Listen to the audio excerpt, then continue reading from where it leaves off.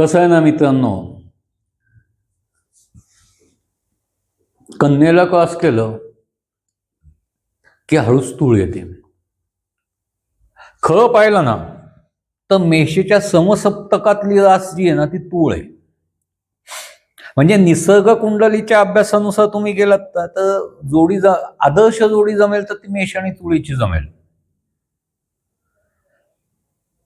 पण ह्या सगळ्या गोष्टी निसर्ग कुंडलीत असतात, सरळ मध्ये होतातच अशातला भाग नाही. कारण त्याला असं आहे, मेषेकडं तडफदारपणा आहे, तो रणातला वीर आहे, आणि तुळेकडं बॅलन्सनेस आहे, तो कागदोपत्री वीर आहे. पण वीरपणा हा दोन्हीकडे आलाच ना, त्यामुळे दोघेही एकमेकांसमोर माघार घेणारे नाहीत. मग अशा वेळेला काय होतं, संसारात मारामारी जास्त होते. हे मेषेचं असं आपण म्हणू की प्रेम देखील गाढवी असतं. हे राग आला तर लाथा झाडतात, आणि गाढवाचं असं असतं की गाढवाचं मालकावर एकदम जर प्रेम उफाळून आलं तर तो मालकाची चेहरा चाटायला लागतो. म्हणजे त्याला गाढवी प्रेम जे म्हणतात ना ते अशा गातात की त्याला कसलंच हे नसतं, हे नाही. तर आपण चाललोय मेषेकडं, तुळेची मुलगी आली तर आता तुळेची मुलगी ह्या तूळ ही शुक्राची पोक्त रास, त्यामुळं असं लाईट मेकअप जाणवेल न जाणवेल अशा प्रकारचं, ते फेशियल विशियल टेशियल करायला जाणार नाही, स्पा बी मध्ये खर्च करणार नाही, लाईट मेकअप करतील, ब्युटी पार्लरमध्ये जाणार नाही, भुवया कोरतील, थोड्याशा पावडर बिवडर लावतील, भेटायला येतील. आल्या, रिक्षा थांबली, रिक्षाचे पेमेंट पूर्ण केले, त्यांचं तोच पण लक्ष नसणार, पैशाचं हे झालं, रिक्षावाल्याशी सगळा हिशोब क्लिअर झाला, रिक्षाला पुढे गेला त्या वळून त्या स्पॉटकडे बघणार, आलाय का हा, आला दिसला, स्मित हास्य करणार, ते त्याच्यापर्यंत पोचेल का नाही सांगता येत नाही, एवढ्या लांब दिसणं असं, म्हणजे असं समोर येणार, त्या समोर उभा राहणार, मग असं म्हणणार हॅलो, मन डोलून ओके, ऐकलं तुमचा हॅलो, नाही ते असं आहे ना, घरचे सगळे म्हणले एकदा तुम्ही एकमेकांशी आवडीनिवडी चर्चा करून घ्या, म्हणजे मग पुढचं ठरवायला बरं पडेल. म्हणजे तुम्हाला मी पसंत आहे असं मी गृहीत धरायला हरकत नाही ना. अगदी सरळ तुळेचं लगेच हे फेकणं चालू होणार.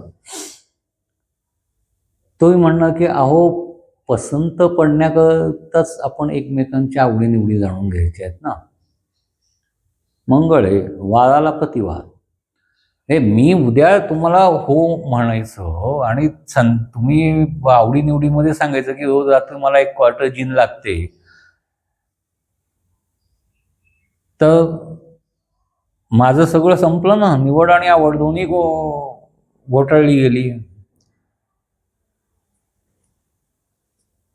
ती शांत म्हणे, तुम्ही माझ्या डोळ्यात बघा बघू जा, कुठे अशी काळी वर्तुळं दिसतायत, दारू पीत असल्याचं कुठल्या सायन्स तुम्हाला माझ्या चेहऱ्यावर दिसल्या. तो उदाहरण दिलं होतं. नाही, अशी उदाहरणं मी पण देऊ शकते, पण काय मला पाचपोच आहे, त्यामुळं ठीक आहे, तुम्ही आता म्हणताय तर आपण कुठं चर्चेला बसायचं तेवढंच सांगा. म्हणजे समोर पार्कमध्ये बसले तर मला काही प्रॉब्लेम नाहीये,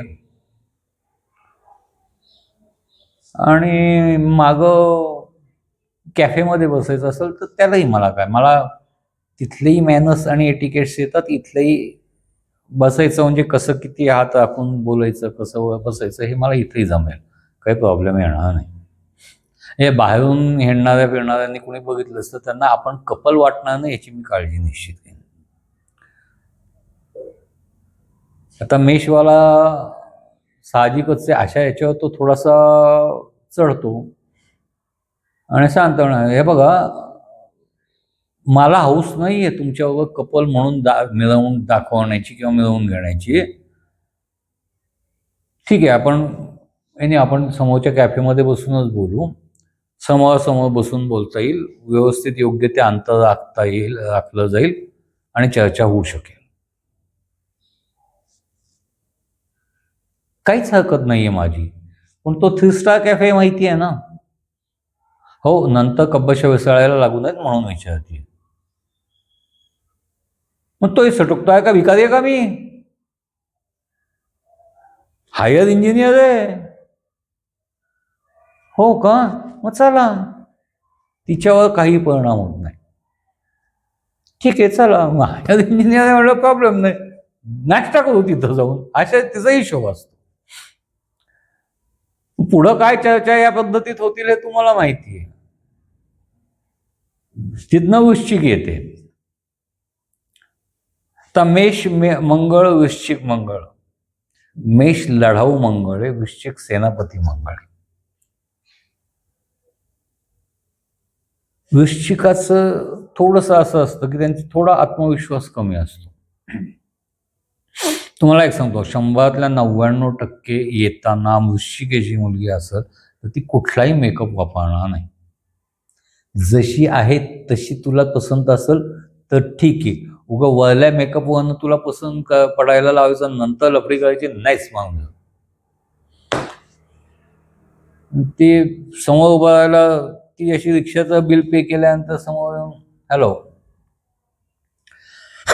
तो हॅलो, खूप वेळ वाट बघायला लागली का? नाही, मी आत्ताच आलो. हो, नाही तसंही 5चं आपलं ठरलेलं होतं, आत्ता 5च वाजता आहेत. हो, मी 10 मिनिटं आधी आलो होतो. सगळे म्हणले की बाबा मुलीला वाट बघायला लावायची नसते, म्हणून मी 10 मिनिटं आधी आलो. चांगलं केलं. कमीत कमी सगळ्यांचं ऐकता हेही चांगलं आहे. सरळ ना, वृश्चिक तिरकं तो स्ट्रेट फॉरवर्ड. मग विचार काय? तुमचा काय विचार आहे? नाही, तो लगेच चर्चा कुठं करायची आहे?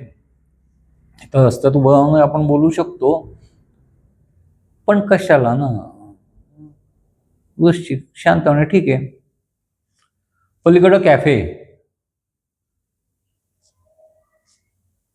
एक्स्ट्रीम स्ट्रॉंग कॉफी तिथं चांगली मिळते. तुम्हाला झेपत असेल तर जाऊ.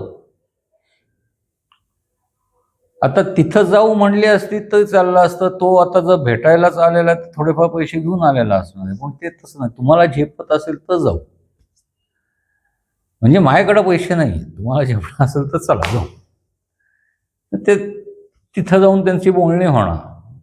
80% मेष आणि वृश्चिक सडाष्टक योग असतो. 99% असे विवाह होत नाहीत. एखादा झाला तर तो घटस्फोटाकडेच पळतो पहिल्या दिवसापासून. पण ठीक आहे, एक आपण आत्ता माहिती म्हणून ती घेतलेली. एखाद्यांचा पूर्वीच्या काळात झालेला आहे असेल, कारण पूर्वी पत्रिका बघून करायची पद्धत नव्हती. त्यामुळं लग्नानंतर कधीतरी 10-15 वर्षानंतर त्या एकमेकांच्या राशी बघितल्या जायच्या कधीतरी कौतुकाने.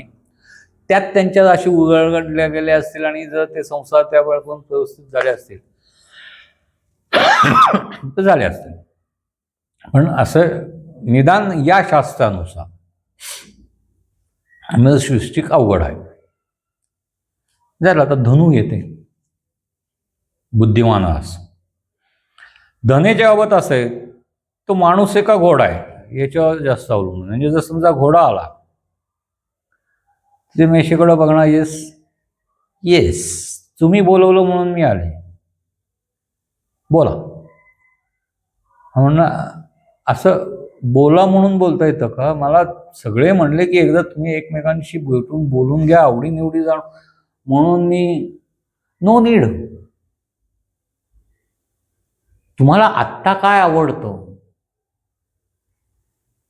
या गोष्टीशी आत्ता माझा काहीच संबंध नाही. कारण आता आपलं लग्न अगदी ठरवलं करायचं म्हणलं तरी माझं प्रोबेशन चालू आहे. मी प्रोबेशनमध्ये लग्न करणार नाही. माझं कन्फर्मेशन हातात आल्यानंतर मला सिनियरिटी मिळाली आणि मी लग्नानंतर नोकरी करणार आहे.